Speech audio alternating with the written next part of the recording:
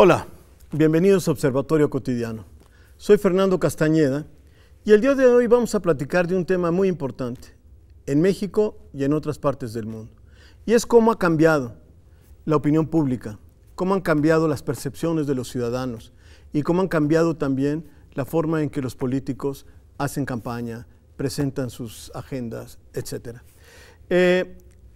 A propósito de esto, quiero comentar que Alejandro Moreno, o más o menos sobre ese tema, ya nos contará Alejandro, ha publicado un libro que se llama El cambio electoral, votantes, encuestas y democracia en México, que está publicado por el Fondo de Cultura Económica. Y bueno, para platicar de eso está precisamente con nosotros Alejandro Moreno, Fernando Miño y Roberto Morris. Muchísimas gracias de que están con nosotros. Gracias. Y empiezo por preguntarte, Alejandro, digamos, ¿qué quiere decir esto del cambio? ¿Cómo es que tú estás percibiendo este cambio, ¿no? En los votantes, ¿no? En las preferencias, etcétera? Claro, gracias, Fernando. Un gusto estar con ustedes, sobre todo por invitarme, también por mencionar el libro. Pues mira, este es un libro que trata de trazar las rutas de cambio que hemos tenido como sociedad y como electorado, a la par de la democratización, de la competencia política, y el cambio electoral que se publica pocos días antes de la elección del 1 de julio, pues se refiere al cambio de los últimos 30 años. Pero además, el 1 de julio implica un cambio adicional que hay que también, pues no solo prever con lo que ya nos venía dando esta historia, sino además analizar, discutir hacia adelante. De manera muy breve, para poner las cartas sobre la mesa, el libro tiene dos partes fundamentales. En la primera me concentro en los votantes, cómo hemos cambiado. Puedo decir el electorado, pero específicamente son los votantes. La mayor parte de la evidencia que uso en el libro son encuestas de salida, es decir, a votantes que depositan su voto en la elección 2000, 2006, 2012 y ahora pues ya podemos incorporar el 2018. Tres procesos de cambio fundamentales, no son los únicos, hay muchas transformaciones en la sociedad, pero estos creo que electoralmente tienen mucha relevancia. El primero es una despartidización que tiene varias dimensiones, lo podemos analizar, y lo podemos resumir como el alejamiento gradual de los ciudadanos con respecto a los partidos políticos, lo cual les presenta a estos últimos pues el desafío de reconectarse a partir de lo que sucedió en la última elección. Un proceso de ideologización. A diferencia de lo que muchos políticos y los propios partidos creen, el electorado se ha ideologizado más. Y esto también ha desembocado en una creciente polarización política que trato de documentar allí. La dejo ahí. Tercer gran cambio, la internetización. Vivimos nuevos tiempos, con nuevas tecnologías, con una nueva generación de votantes que están altamente interconectados. Es la primera parte. La segunda tiene que ver con encuestas, pero te lo dejo ahí porque sé que... Muy interesante, además son temas fundamentales. El tema de la ideologización, eso me gustaría, ahorita lo platicamos más adelante, pero empecemos por el problema de los partidos, ¿no? Sin duda, qué bueno que lo publicaste antes para que no digan que aprovechaste el resultado, pero pues el resultado fue ese, ¿no? Cambiaron completamente el horizonte de los partidos, ¿no? Así es, yo creo que esta elección, digamos, nunca había, perdón, me adelanté, pero nunca habíamos utilizado el término, se preveía ya, pero es de esas elecciones que en Europa, en Estados Unidos llaman como tipo landslide, ¿no?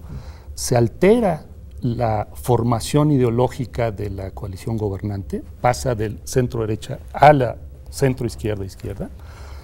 Los programas del López Obrador ya los veremos, creo que también tiene que ir acorde a una también reideologización de la política pública y sobre todo, pues, cómo quedan parados los partidos políticos con un PAN y un PRI muy reducidos, no solo por el proceso electoral, sino una vez que tome posesión el nuevo gobierno, también ahí se reconfigura mucho la lealtad partidaria. Sí. ¿Cómo ves tú el tema de los partidos? De hecho, abonando mucho en lo que comenta Alejandro, nosotros hemos visto que comparando 2012-2013, esta cercanía con los partidos, teníamos un PRI de alrededor de 25-26 puntos de la gente que decía priista o sentirse priista, un PAN que tenía niveles cercanos a los 20, comparado contra hoy, que empezamos a hacer nuevas estimaciones, traemos un voto de la gente que se siente priista de alrededor de un 16%, 15%, un PAN 10%, todavía 10%, para inicios del sexenio teníamos un PRD de alrededor del 10% de la población, ahora tenemos creo que alrededor de 4%. Entonces, este cambio en la afiliación, en la gente, cómo se acerca a los partidos, bueno, se ve un panorama completamente distinto. Roberto. Yo desde un punto de vista comunicativo veo cómo se manifiestan los ejes que mencionas. Primeramente, los partidos ya carecen de significado para los votantes. Antes ser priista significaba que venías de un cierto entorno socioeconómico, cultural, panista, izquierdista, perredista, de la oposición, y ya se han desaparecido esos significados, ¿no? Fuera de estructuras corporativas ya realmente no hay mucho valor social, emotivo para que alguien se ponga la camiseta de un partido. En cuanto a la parte ideológica y de internetización, yo lo veo como la misma cosa. Creo que hay una tendencia en la comunicación política como neoclásica, o sea, ya estamos volviendo a un modelo de comunicación al principios de siglo, en el cual los miembros de un sindicato tenían su propio periódico, y los empresarios tenían su propio periódico, y los religiosos tenían su propio periódico, y era tribal, y es lo que se ha volvido esto. Ya no son periódicos, ya son páginas web, ya son influenciadores, entonces ya... Pero tienen esa misma característica, eso me llama la atención que lo menciones. Es la misma tendencia. O sea, estoy de acuerdo que hay todo tipo de tribus, y sí, que sí. el internet ha cerrado, incluso hay gente que cree que algo está ocurriendo, y la verdad no ocurre, pero están convencidos porque son... Eso ya se ha dicho mucho, se ha comentado mucho en el internet, que la gente es una tribu que entre ellos se retroalimentan y creen que así es la realidad, y eso se ha documentado no solo aquí, en otras partes, ¿no? Y ya son cajas de resonancia, ¿no? Sí.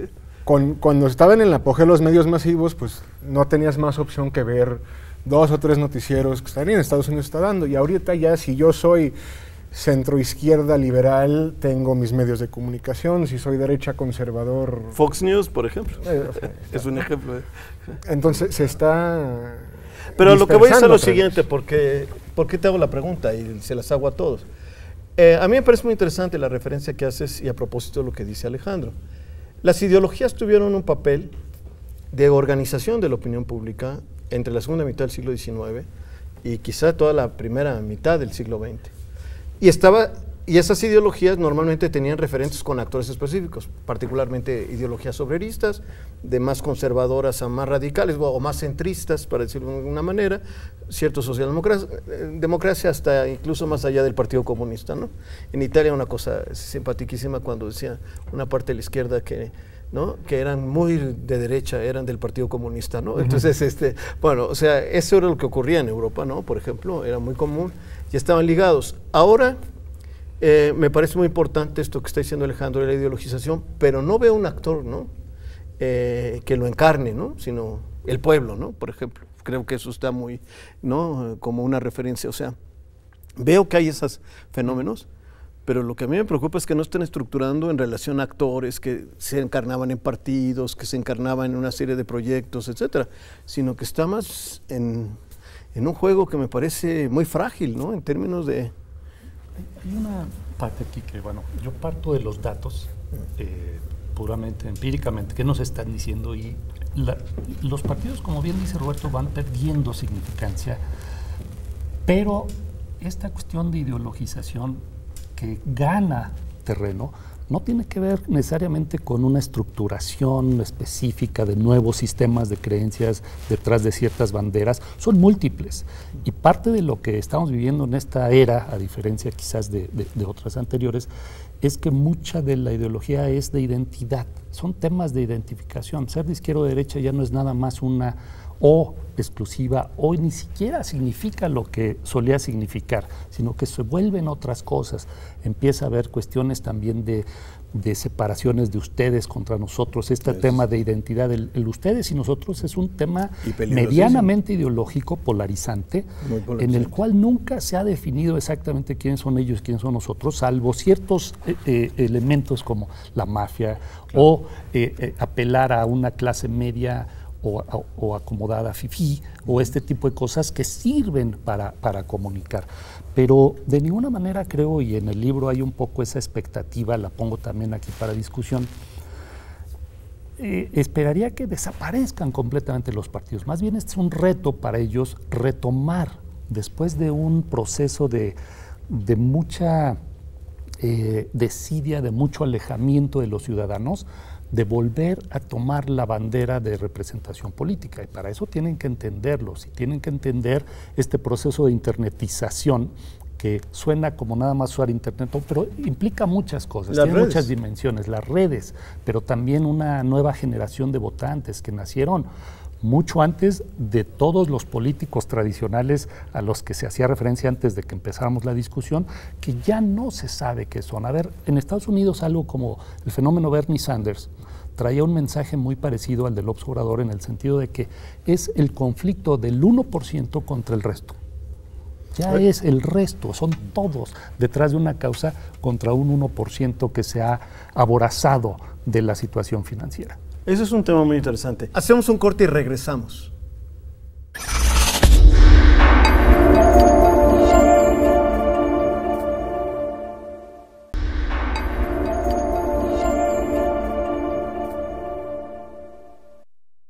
Regresamos. Bueno, esto que estaba diciendo Alejandro, que estaban hablando ustedes, me parece muy interesante. O sea, sí es cierto que hay un problema, hay un discurso que a mí me parece, no sé si qué piensan ustedes, efectivamente, del nosotros y el ellos, ¿no? Pero es un problema en donde hay una búsqueda identitaria, porque, como bien dijiste, Alejandro, no está claro quiénes son los nosotros y quiénes son los ellos, ¿no? A veces hay toda una serie de referencias étnicas en otros países, ¿no? Nacionalistas, ¿no? A veces muy peligrosas, antisemitas, etcétera.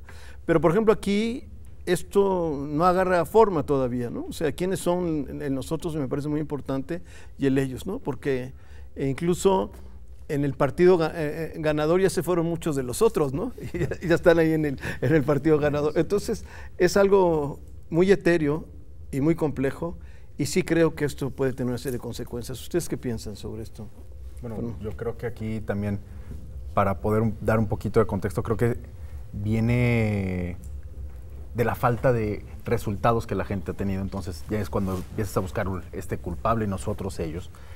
Pero creo que también se ha fortalecido mucho por la cuestión de las emociones de las personas. Esta campaña creo que vimos una cuestión del uso de las emociones, del miedo, que tal vez ya no funcionó como en otras campañas, pero también el del enojo, el de la esperanza, el del optimismo. Entonces, creo que aquí se van a seguir mezclando estos elementos en cuanto a, ok, nosotros que estamos enojados contra ellos, que no nos han dado resultados o que ha tenido un resultado negativo sobre quien quiera que sea. Fernando, ¿tú crees que esto fue deliberado? Entre los asesores, los mercadólogos políticos, ¿hubo estrategias deliberadas en eso? Porque esto está de moda hoy, el tema de las emociones. Claro, y mucha gente lo está manejando con bastante seriedad, y se está metiendo, lo está estudiando, ¿no? ¿Tú crees que hubo estrategias deliberadas para meterse en el tema de las emociones, o esto es algo que yo creo que sí? Yo creo que se intentó repetir la fórmula del miedo de 2006, que ya no dio resultado. Sin embargo, también acá en las otras campañas también se hizo mucho uso del miedo al seguir igual. Estamos enojados, queremos esperanza. Entonces, esta combinación creo que fue la que utilizó Morena en ya la fase final de la campaña, y ya no pudo revertir los otros partidos. ¿Tú qué piensas, Rubén? Yo creo que las emociones siempre son un factor determinante en cualquier campaña, ¿no? Con mi experiencia hay dos emociones que logran llevar gente a las urnas: miedo y enojo, ¿no? Aquí el PRI y el PAN hicieron la misma campaña que hicieron hace 6 años y hace 12 años en contra de Andrés Manuel, que era de miedo, que después de lo que han vivido los votantes estos últimos 2 años... Tenían más miedo en lo que habían vivido. No era lo mismo. Claro. Y al que sí logró evolucionar su campaña fue Andrés Manuel, que en el 2006, en el 2012 era un enojo crudo, por así decirlo, pero esta vez le dio 2 factores básicos. Uno fue el humor, que ya nos habíamos acostumbrado a verlo como muy gruñón, y de repente Manuelovich y la chica reggaetonera y todo, y como que el país quedó, ¿qué pasó aquí? Y el otro fue el tema esperanza, ¿no? O sea, bueno, ya que estamos enojados, pero ¿qué sigue? Y logró plantear una mejor idea de futuro para guiar, digamos, esas emociones. Por supuesto que fue un esfuerzo deliberado y estratégico.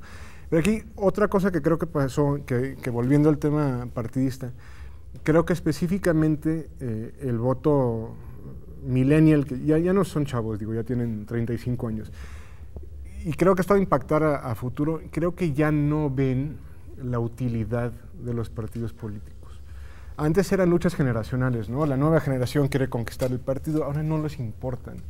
O sea, el tema de Andrés Manuel fue muy llamativo para ellos, pero lo ven más como una causa, que es como ellos están participando políticamente. Ya no es a través de partidos, es directamente a través de causas, ya sea movilidad o y se les vendió así, versus únanse a Morena, un partido político, etc. Entonces tenían la libertad de participar a su manera, cosa que curiosamente no hicieron los otros dos candidatos que eran infinitamente más jóvenes, ¿no? Sí, eso es muy curioso. Ahora, bueno, por lo menos mi opinión, soy old fashion, soy viejo, ¿no? Pero yo sí creo que los partidos, a mí sí me preocupa esto. Yo puedo entender que, además es un fenómeno que no ha ocurrido solamente una vez. No sé si leyeron un artículo de Carlos Tello de Milenio, eso pasó con Porfirio Díaz. Y también pasó en la época del fascismo, ese desencanto con todos los políticos, con todos los partidos, ¿no? Y que termina defendiendo personas que terminan en situaciones autoritarias. Y más allá de esto, que no quiero comparar si López Obrador es o no es autoritario, no, lo que me parece muy importante es que los partidos, con todo y lo que sean, pues son al final de cuentas, tienen que dar la cara, son los que responden. O sea, ¿qué sustituye a los partidos en la democracia? Eso es algo que a mí, es una pregunta que yo me hago. Cuando yo oigo esto de los partidos, yo estoy totalmente de acuerdo. Es más, en lo personal, a mí alguien me preguntó y le dije, mira, yo a estas alturas del partido, yo no tengo partidos políticos, o sea, ya no es la época, ya estamos en otra cultura en la que uno ya no juega por la camiseta del partido, ¿no? O sea, eso creo que en el mundo en el que estamos viviendo, uno ya no compra, ¿no? Vivimos en una sociedad muy compleja, muy diversa, con sistemas de creencias muy complejos y diversificados, y lo último que es esas ideologías totalizadoras de principios del siglo XX, ¿no?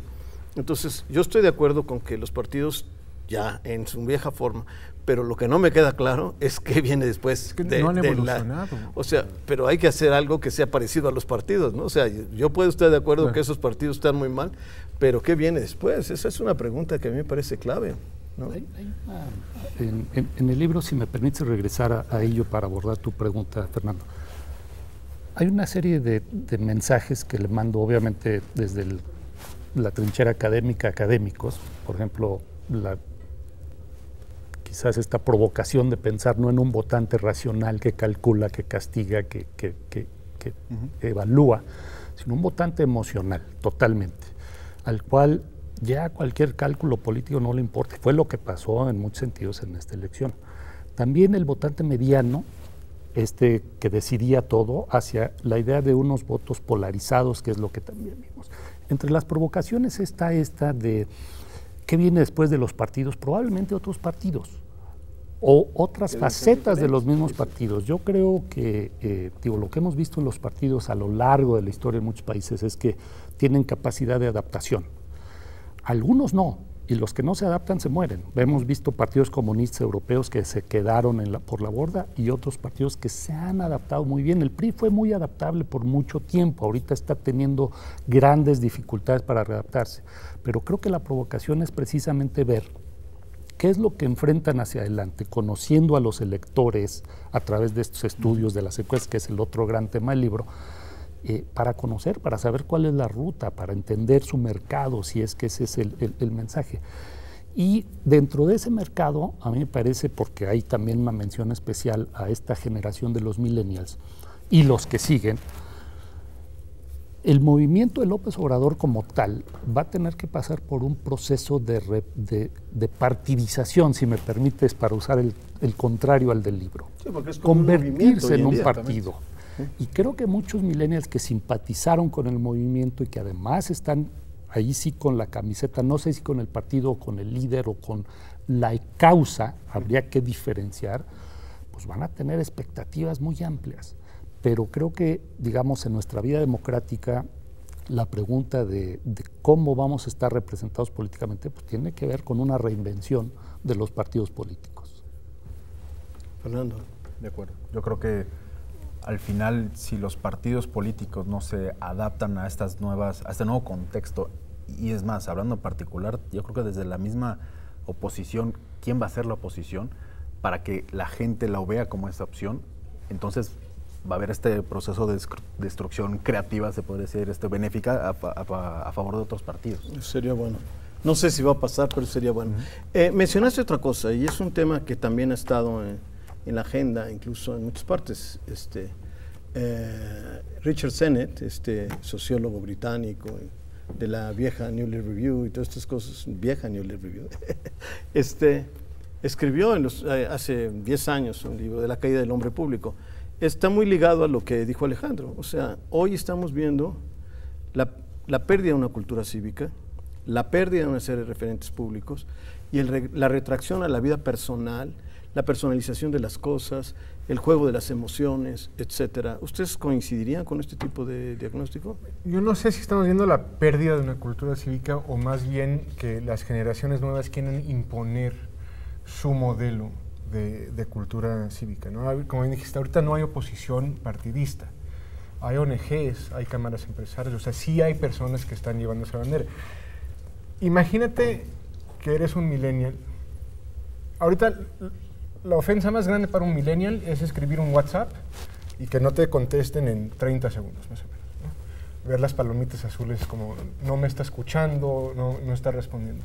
Transfiere eso a la arena política, donde tienes que hacer un trámite en un municipio, sí, y me tienen esperando media hora. Tus valores de eficiencia, de lo que tú esperas de tu gobierno, es lo que tú esperas de tus aplicaciones y quieren que el gobierno funcione de esa manera. Entonces hay un choque de valores y de culturas brutal que los partidos no han sabido responder.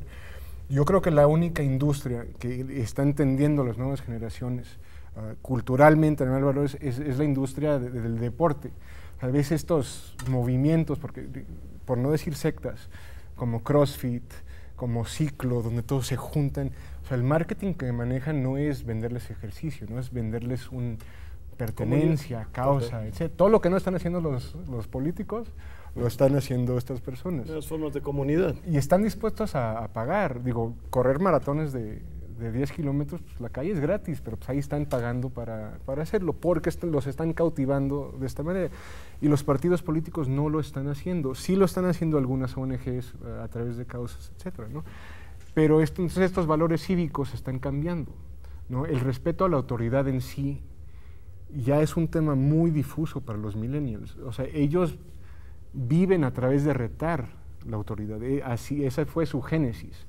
La primera batalla que dieron fue contra la industria musical, con Napster, ¿no? Empezaron a descargar canciones gratis y sin darse cuenta transformaron toda la industria musical a través de esta desobediencia cívica, no cívica. Lo que estaban haciendo era ilegal. Desobediencia civil, sí. Pero cambió todo y creo que estamos en ese punto social donde estamos en un nuevas choque culturas, sin darnos cuenta. No es una guerra, ya nos toca a nosotros, ¿no? Son nuevas culturas. Bueno, lamentablemente se nos acabó el tiempo, tenemos muy poco tiempo, pero son muchos temas y espero que los volvamos a retomar. Me parece muy importante y muy interesante todo lo que ustedes han planteado y les agradezco mucho.